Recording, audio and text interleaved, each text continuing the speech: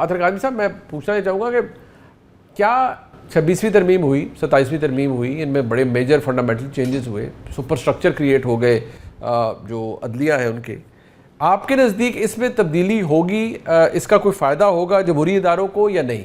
26वीं और 27वीं तरमीम के बाद क्या आइनी इदारे मजबूत हुए, ये क्वेश्चन देखें जो हुक्मरान हैं उनको खुद से करना चाहिए।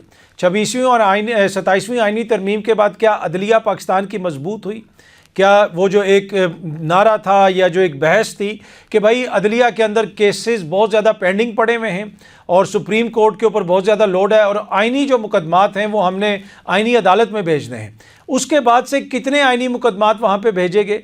क्या उसके बाद से अदलिया के अंदर जो मुकदमात की पेंडेंसी थी वो कम हो गई? क्या उसके बाद जो है अदलिया का जो किरदार था वो मज़ीद मुतहरिक हो गया? जब आप जमहूरी हकूक़ के तहफ़्फ़ुज़ की बात करते हैं उसमें अदलिया का एक बड़ा इंपॉर्टेंट किरदार होता है।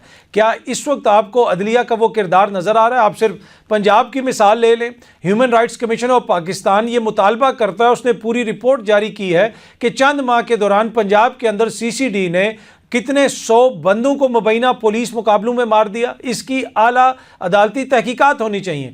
कहीं पे आपको नज़र आया कि अदलिया ने कोई उसके ऊपर नोटिस लिया हो, अदलिया ने उसके ऊपर कोई बात की हो? और इसी तरह जो दीगर जमहूरी इदारे हैं वो भी आपके सामने, इलेक्शन कमीशन को देख लें। इन्हीं तरमीम के बाद जो चीफ इलेक्शन कमिश्नर हैं जिनके ओहदे की मियाद को ख़त्म हुए 1 साल से ज़्यादा का अरसा हो चुका है, बल्कि उस ऑलमोस्ट 1.5 साल होने वाला है, लेकिन वो अपने ओहदे पर बैठे हुए हैं। और पिछले हफ्ते ही खबर आई कि उसी इलेक्शन कमीशन के अंदर वो जो अपने ओहदे की मियाद पूरी होने के बाद भी इन आइनी तरामीम की वजह से बैठे हुए हैं चीफ इलेक्शन कमिश्नर, उन्होंने वहाँ पे मज़ीद अफसरान को भी तोसी दी है। तो मुझे नहीं लगता कि इन तरामीम के नतीजे में जमहूरी इदारे या जमहूरियत मजबूत हुई है। हाँ, क्या शरीफ ख़ानदान का, जरदारी ख़ानदान का सियासत पे होल्ड, आने वाली जो उनकी नस्लें हैं उनके लिए सियासत के अंदर किरदार मजबूत हुआ है, उसके ऊपर बहस हो सकती है। जमहूरियत वाली बात तो आप उसके ऊपर कोई ज़्यादा बहस नहीं कर सकते। अच्छा आमिर भाई, मैं समझता हूँ कि आपके पास खबरें भी बहुत सी होती हैं, बट क्या आप एग्री करते हैं कि जो बताया गया हमारे कुलीग्स की जानिब से ऐसा ही है? अब बात हो रही है जी कि 26वीं और 27वीं तरमीम से क्या जमहूरी इदारे कमज़ोर हुए या मजबूत हुए? देखें, हमारी जमहूरियत ही कमज़ोर हो रही है और बतदरीज हो रही है, चूँकि मसाइल का हल नहीं हो रहा लोगों में। जब कोई पॉलिटिकल क़ुव्वत भरपूर अंदाज से नवाज शरीफ की सूरत में मौजूद थी, आप देखें कि उससे पहले यूसुफ रज़ा गिलानी वज़ीर आज़म थे, जरदारी साहब सदर थे और नवाज शरीफ और उनकी पूरी पार्टी को साथ मिला के 18वीं तरमीम की गई। कुछ बेहतरी आई मामलात में, कहीं अबतरी हुई, लेकिन जो बिजली की लोड शेडिंग का मामला बना था वो पीपल्स पार्टी को ले डूबा। और ख़ासतौर पर राजा परवेज़ अशरफ का बयानात कि पहले साल ही 2008 में कहा कि 31 दिसंबर तक लोड शेडिंग ख़त्म हो जाएगी, और वो ऐसा गले पड़ा, बैड गवर्नेंस और मसाइल बन गए। फिर नवाज शरीफ आए, नवाज शरीफ ने तो पाकिस्तान की दहशत गर्दी के मामलात को ख़त्म किया, उन्होंने तवानाई के बहरान को ख़त्म किया, मुल्क की इकानमी को ठीक किया, बेशुमार काम किए। लेकिन उस वक्त की इस्टेबलिशमेंट और नवाज शरीफ के दरमियान में ठन गई। वो राहिल शरीफ साहब को एक्सटेंशन नहीं दे रहे थे, वहाँ कहीं पनामा निकाल दिया। तो ये जो चीज़ें आई वक्त के साथ साथ, तो जब मजबूती की तरफ जा रहे थे तो नवाज शरीफ को पनामा के केस में अकामा निकाल के नाअहल किया, तो जमहूरियत तो उस दिन के बाद से बतदरीज कमज़ोर हुई। इमरान खान साहब को RTS बिठा के, आपको पता है कि इक़्तिदार दिया गया था, फिर वो मामला चले, फिर उनको आइनी ये इसमें अदम एतमाद करके फ़ारिग किया गया। आज फार्म 47 और 45 की बात होती है, और मैं हमेशा ये कहता हूँ कि अगर आपको इलेक्शनों में धांधली की बात करनी है तो कम से कम आखिरी 2 इलेक्शन 2018 और 2024 का मुआवजा करा लें कि दोनों अगर दुरुस्त नहीं हुए तो फिर वक्त को चलाएं, और आइंदा के लिए आइंदा इलेक्शन आने से पहले ऐसे इंतजाम करें कि धांधली कोई भी ना कर सके और कोई फ्रीक ये कह ना सके। लेकिन जमहूरियत कमज़ोर हुई है। अच्छा मरियम मेमन साहब, आपका क्या ख्याल है? क्या आप एग्री करती हैं इस पॉइंट ऑफ व्यू से? इसमें तो कोई दो राय नहीं है। 26वीं और 27वीं तरमीम से इदारे कमज़ोर हुए हैं, अदालती निज़ाम मुकम्मल तौर पर तबाह हो गया। कैसे पहले पाकिस्तान का अदालती निज़ाम बहुत आइडियल था? हरगिज़ नहीं। हम अगर इंटरनेशनल रैंकिंग में देखें तो कोई 120वें नंबर पे है। लेकिन क्या ये रिफॉर्म्स की गई हैं कि उसको निज़ाम को बेहतर किया जाए? बिल्कुल भी नहीं। तो 2 wrongs do not make a right. ये रिफॉर्म्स नहीं की गई। मुकम्मल तौर पर अदालती निज़ाम के ऊपर अपना गलबा मजबूत करने के लिए ये तरमीम की गई थी, और ये शख्सियात को ज़हन में रख कर भी तरमीम गई थी। तो जाहिर सी बात है, जब कोई भी लेजिस्लेशन शख्सियात को देखकर या ताकत के को मजबूत करना या उस ग्रिप को मजबूत करने के लिए की जाती हैं, तो किसी तौर पे भी इदारों के लिए तो ठीक नहीं है। सो डेफिनेटली इससे इदारे कमज़ोर हो।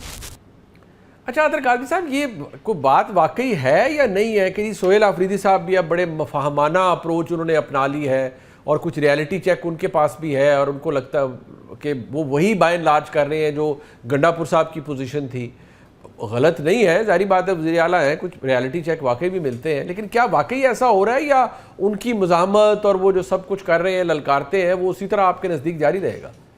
देखिए, मेरे ख्याल में सोहेल आफरीदी साहब जो हैं ऑब्वियसली इस निज़ाम का हिस्सा हैं। इस वक्त हुआ ये है कि पहले जिस पार्टी को निकाला जाता था वो सिस्टम से आउट हो जाती थी। इस दफ़ा चाहते हुए भी सिस्टम उनको आउट नहीं कर सका। सिस्टम ने तो अपनी पूरी कोशिश की। आप देख लें कि काजी फाइज ईसा साहब ने जो फैसला दिया, उनसे इंतखाबी सिंबल ले लिए गए। अब गिलगित बल्तिस्तान में और आज़ाद कश्मीर में भी वही हो रहा है। लेकिन इन सारी चीज़ों के बावजूद अभी भी सिस्टम के अंदर पाकिस्तान तहरीक इंसाफ मौजूद है, तो उनसे ये तवक्को रखना कि वो बहुत ज़्यादा सिस्टम के ख़िलाफ़ चले जाएंगे, वो मुमकिन नहीं है इस वक्त, क्योंकि वो एक सूबे के अंदर उनकी हुकूमत है, पार्लियामेंट के अंदर उनके सबसे ज़्यादा MNA थे जब इंतखाबात हुए। उसके बाद जिस तरह मखसूस सीटें बांटी गई, जो कुछ हुआ वो भी आपके सामने है। आपने पहले जो हमने बात की जमहूरी रवायात की, क्या पाकिस्तान की जमहूरियत या दुनिया की जमहूरियत में कभी ऐसा हुआ है कि आपकी जर्नल सीटें कम हों और आपको मखसूस सीटें ज़्यादा दे दी गई हों? वो जमात जिसकी 2/3 अक्सरियत है खैबर पख्तूनख्वा असम्बली में, उसको एक भी मखसूस सीट नहीं मिली। तो मुझे नहीं लगता कि सोहेल आफरीदी साहब कोई बहुत ज़्यादा सिस्टम के साथ मिल के चल रहे हैं, लेकिन वो सिस्टम का हिस्सा हैं, तो उनको ये चीज़ें तो करनी पड़ेंगी। जहाँ तक मुज़ाहमत का ताल्लुक है, जो उनका वज़ीर आला बनना है वही सबसे बड़ी मुज़ाहमत है। जब वो वज़ीर आला बनने वाले थे तो किस किस्म का बयानिया था, किस किस्म की बातें थीं, वो भी आपके सामने थी। तो मुझे ये लगता है कि वो जो अपोजिशन की सियासत कर रहे हैं, हो सकता है कि उनके कारकुन उससे उतने मुतमिन ना हों, लोग चाहते हों कि वो मज़ीद मुतहरिक किरदार अदा करें।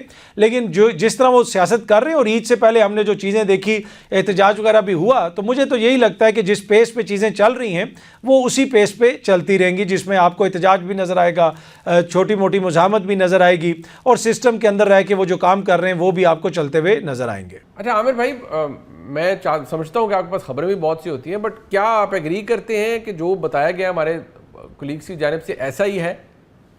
देखें, अली अमीन गंडापुर को कहते थे कि जी वो कंप्रोमाइज्ड है, लेकिन इमरान खान ने जब मैसेज दिया तो उसने रिज़ाइन कर दिया कि उसके पास कोई वो नहीं थी। सोहेल आफरीदी तो बिल्कुल पॉलिटिकल कैरियर ही नया है। वो ILF से आए थे, सॉरी इंसाफ स्टूडेंट फेडरेशन से, ISF से, और वो इमरान खान के साथ थे, खड़े हैं, बड़े मजबूत, बड़े वो जो एस्टैब्लिशमेंट के ख़िलाफ़ बयानात भी देते हैं। लेकिन एक तासुर बिल्कुल बन गया है कि पहले वो कहते थे मैं कैबिनेट भी नहीं बनाऊंगा, मैं बजट भी नहीं पास करूंगा, तो सारे काम किए। फिर अब कल से ये चल रही है कि जी चूँकि 27वीं आईनी तरमीम में 7 मुशीर रखे गए थे और उन्होंने 6 मुशीर रख के 27वीं आईनी तरमीम को मान लिया। अच्छा भाई, मुझे कोई पूछे कि भाई जब आइन में तरमीम हो गई तो मानने ना मानने से क्या फ़र्क होता है? जब आइन और कानून बन गया तो वो बन गया। अब उन्होंने 6 ले लिए, बिल्कुल उसके बारे में ये तासुर बनाया ज़रूर जा रहा है कि वो कंप्रोमाइज़्ड हैं। अब उनके ऊपर प्रेशर आया तो वो मंगल को आ जाते हैं। अब 2 दफ़ा हो गए कि हम तो अपने लीडर से मिलने आ रहे हैं, प्रेशर आ रहा है।